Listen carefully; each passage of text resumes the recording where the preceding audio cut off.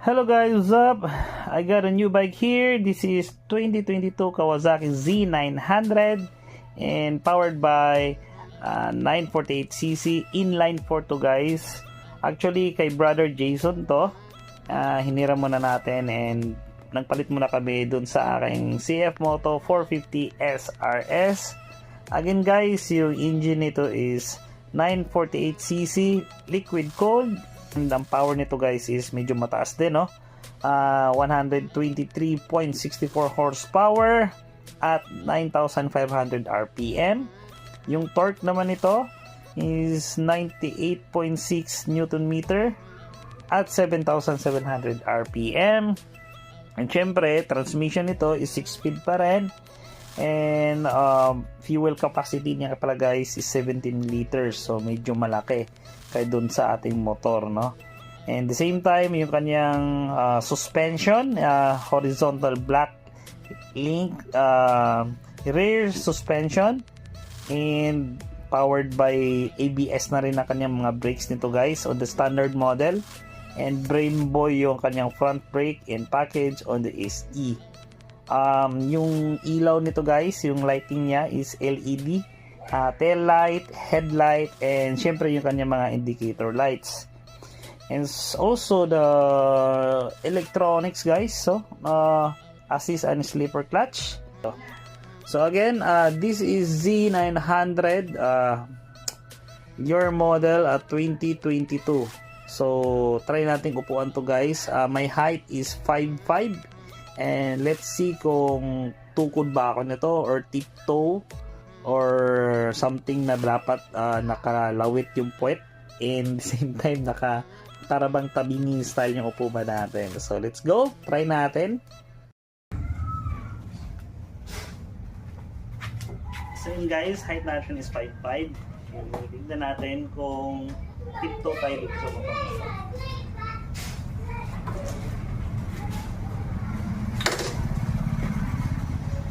So yan, kung dalawang paa yung lalapat natin, medyo lapat pa yung ano natin, talampakan natin. Hindi talaga yung naka-tiptoe na ganun guys, no? Kasi kung naka-tiptoe dapat tuwid to eh, no? Pero ganyan, no? Ayan.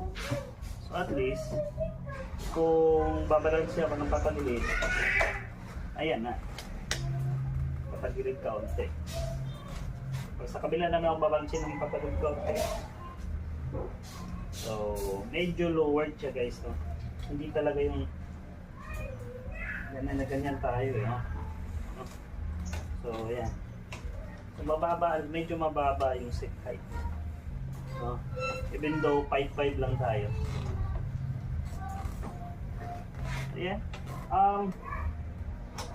Mababa.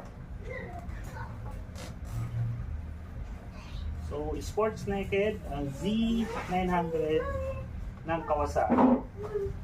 So, later on, i-test ride natin to guys.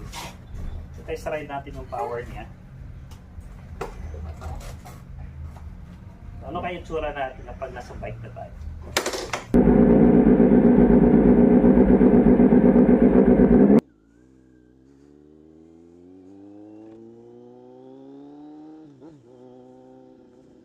Sarap! Sarap ng tunog ng inline 4.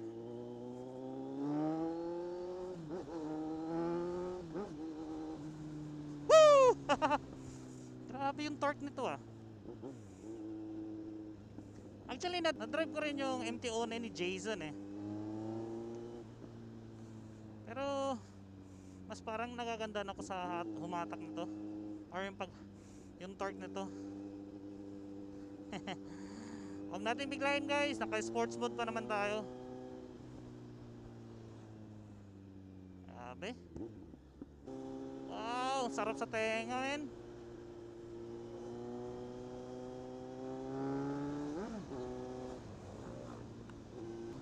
Well, dahil hindi ko ramdam na 6 gear na ako.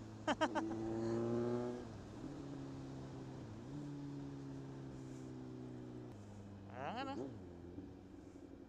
That's why nag-gear ako, kasi kailangan respetuhin natin yung lakas ng motor na to.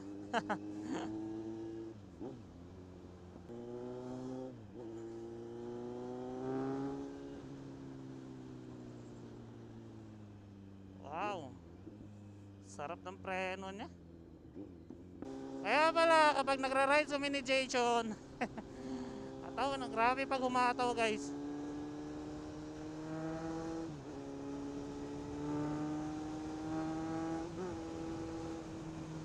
Ano, parang ano ah 120 na yun ah.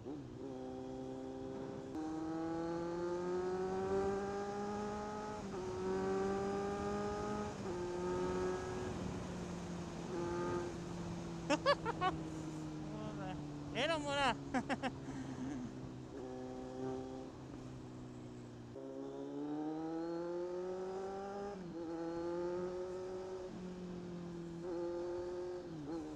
Grabe yung engine brake niya guys.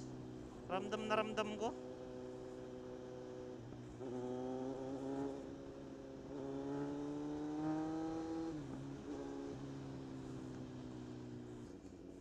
And anyways, so I would like to thank Jason Alina for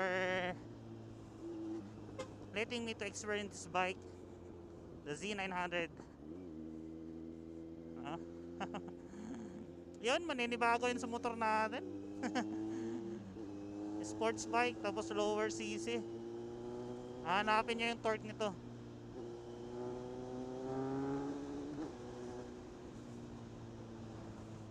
Kahit walang ano to guys, kahit walang quick shifter, ang lambot ng kanyang clutch.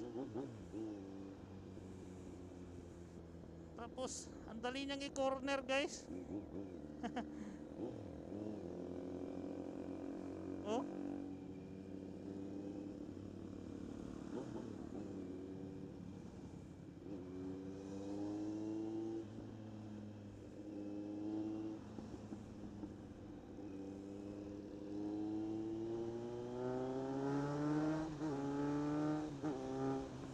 Woo! Haha!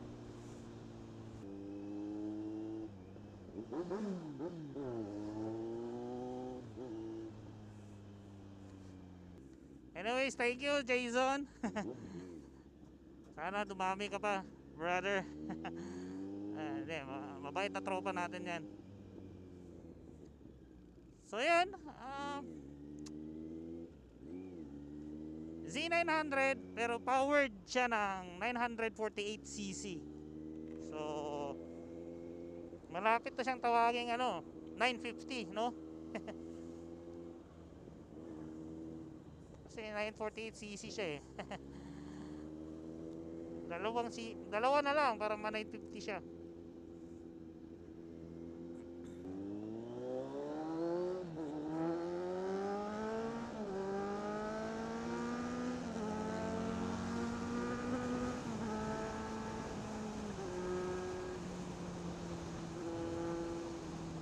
Tatakot ako guys. Virit yung motor.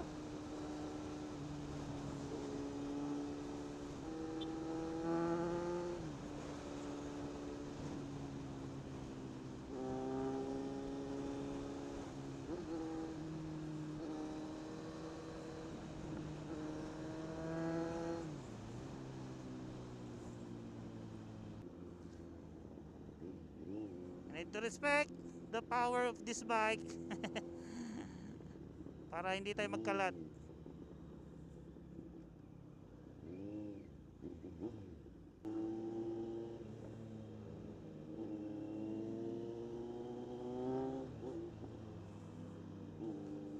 Parang walang problema to sa traffic sa atin guys.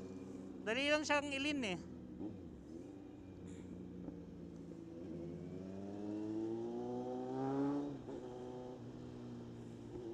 Pero you need to respect the power grid talaga.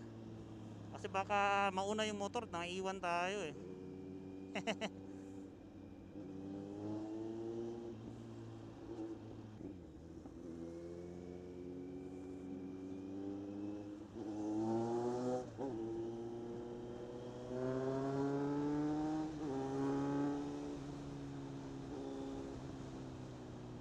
Iba kasi itong big bike na to.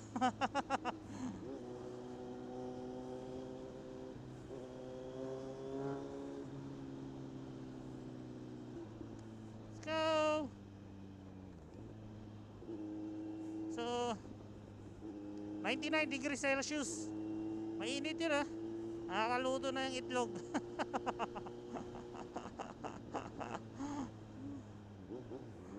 Ano pa bang expect natin sa mga big bike na to guys? So, mainit talaga.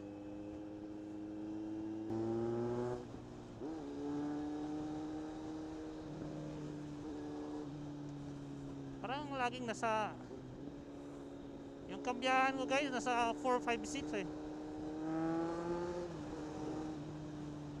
Parang lakas masyado umatak yung 1, 2, 3 nito.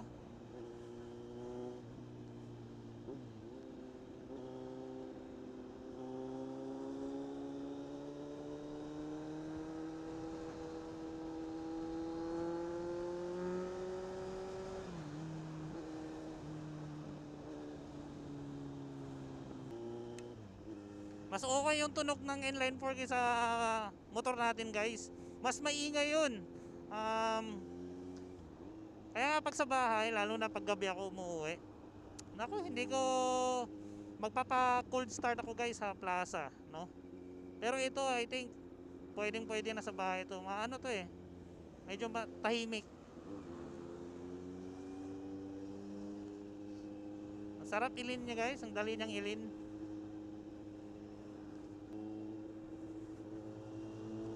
So thank you guys, Jason. Dito ko natapusin yung vlog. Ciao! Tell me pretty lies, look me in the face. Tell me that you love me, even if it's fake.